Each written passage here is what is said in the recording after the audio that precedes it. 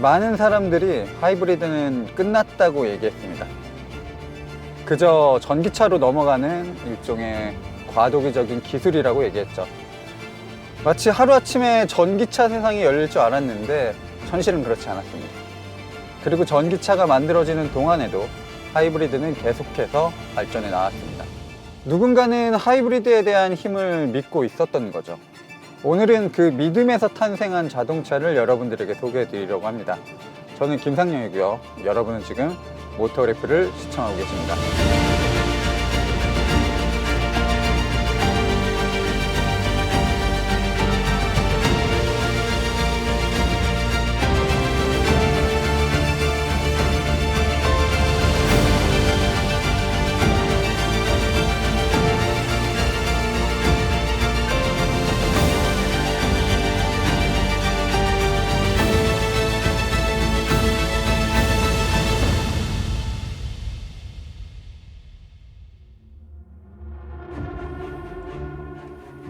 많은 궁금증이 있었고 기대하는 것들이 많았습니다.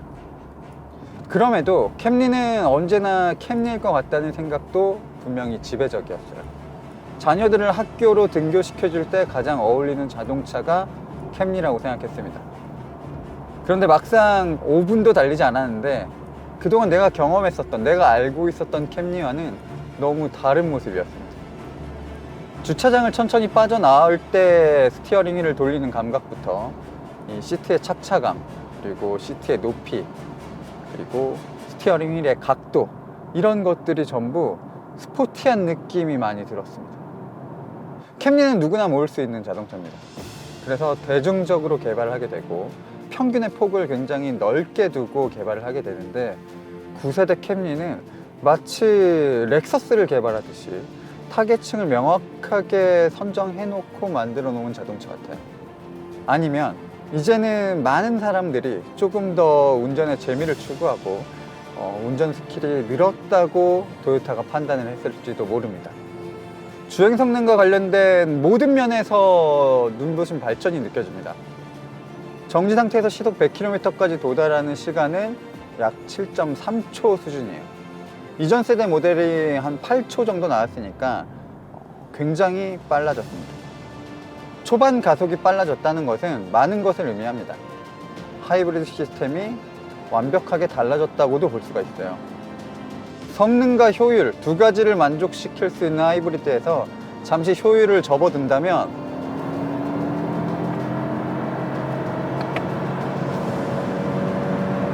예상보다 훨씬 뛰어난 가속 성능과 호쾌한 감각을 느낄 수가 있습니다. 그동안 토요타의 하이브리드 모델이 보여줬었던 반응과는 완전히 다른 느낌이에요. 가속 페달에 엄청나게 민감하게 반응합니다.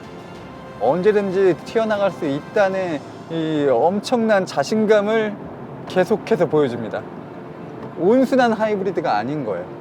전기 모터와 엔진이 앞바퀴를 열심히 굴리는 순간에서도 계속해서 반응을 살아 있습니다. 그리고 이렇게 높은 속도에서도 스티어링 휠에 따라서 앞바퀴는 굉장히 정밀하게 방향을 틉니다. 더 이상 출렁거리고 헐렁이는 느낌은 하나도 찾아볼 수가 없어요. 무게중심을 달리하고 셰시를 많이 손봤다고는 했지만 제 예상을 훨씬 더 뛰어넘는 움직임입니다. 진짜 서킷에 가서 내달려도 이게 캠리 맞아? 캠리가 이래도 괜찮아? 캠리가 이럴 필요가 있어? 이런 감탄사가 계속 생각날 것 같습니다. 토요타는 프리우스를 통해서 최초의 하이브리드 시스템을 공개했습니다. 벌써 시간이 꽤 많이 흘렀고요. 이 토요타의 하이브리드, 이 THS라고 불리는 시스템은 어느덧 5세대로 발전을 했습니다. 5세대로 발전하면서 각 세대별로 꼭 풀어야 할 과제들이 있었어요. 이 5세대 하이브리드의 가장 큰 숙제는 4세대 때 집중을 했었던 이 가솔린 엔진의 열 효율과 엔진을 조금 더 유기적으로 관계를 맺게 하는 게 큰 과제였습니다. 그리고 전기 모터의 효율과 출력을 높이는 것도 큰 과제였어요. 명확한 목표가 있었기 때문에 5세대 하이브리드 시스템을 장착한 9세대 캠리는 성능에 있어서는 완벽해졌습니다. 2.5L 가솔린 엔진은 178마력에서 186마력으로 높아졌습니다. 시스템 출력은 17마력 오른 225마력이고요. 출력을 높이면서도 효율을 지켰고, 이 과정에서 전기 모터와 변속기를 이전 세대와는 완전히 다르게 꾸며놨습니다. 이전의 캠리, 이전의 하이브리드는 고속상황에서 전기 모터의 힘이 미미했다면 지금은 차체가 들썩일 정도로 이 전기 모터의 영향력이 꽤나 폭 넓어졌습니다. 뛰어난 가솔린 엔진을 만드는 것도 중요하지만 어쨌든 전기 모터의 레인지를 훨씬 더 넓혔다는 것, 이것이 이 9세대 캠리의 핵심 중에 하나입니다. 사실 캠리를 이렇게 극한으로 몰면서 달리는 게 맞는가라는 의문이 아직까지도 들지만 너무나 잘 받쳐주고 있고 너무나 믿음직스럽게 움직여주고 있기 때문에 계속해서 속도가 높아지고 있는데 본연의 모습도 여전히 충실합니다. 재미난 부분은 에코 모드, 노멀 모드, 스포츠 모드에서의 캠리의 움직임이 많이 달라졌다는 거예요.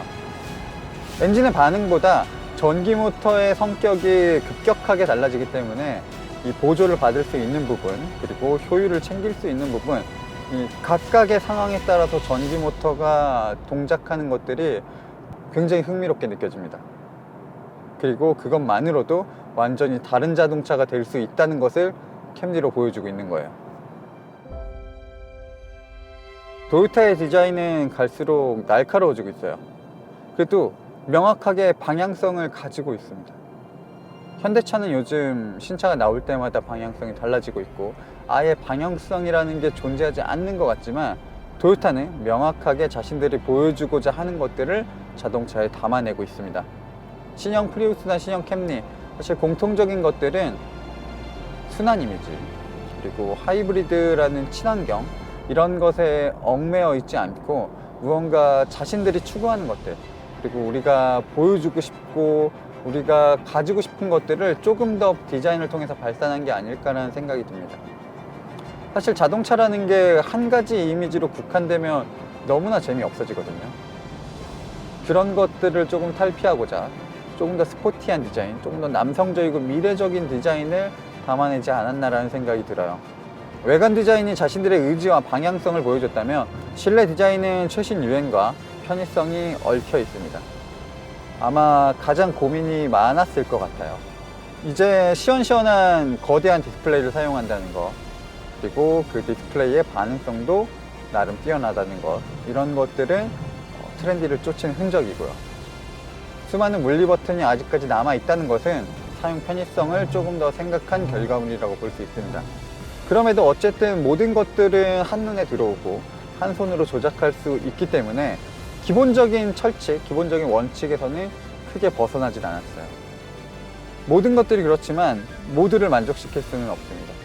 그럼에도 외관 디자인은 자신만의 주장을 확고하게 내세웠다면 실내 디자인은 한 발 물러서서 양쪽의 의견을 어느 정도 수렴한 느낌이에요.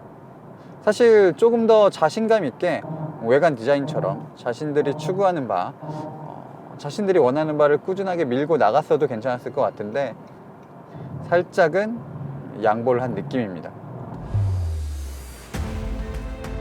제가 그동안 수많은 캠리를 경험해 보기도 했고 캠리를 회사용 자동차로 꾸준하게 이용하던 시절도 있었습니다.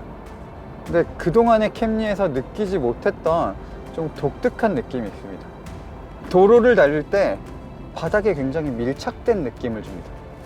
물론 그 전에 캠리가 균형감이나 안정성이 떨어진다는 얘기는 아니에요. 그들도 분명 저마다의 이 안정성과 밸런스를 가지고 있었습니다. 그런데 신형 캠리는 캠리에 기대한 것 이상으로의 안정성을 보여줘요. 도로 위를 둥둥 떠다니는 자동차가 아니라 도로를 꽉 누르고 진 이기면서 달리는 자동차가 되어버렸어요. 이 엄청난 무게감과 균형감 덕분에 어떤 도로에서도 캠리는 굉장히 일정한 승차감을 보여줍니다.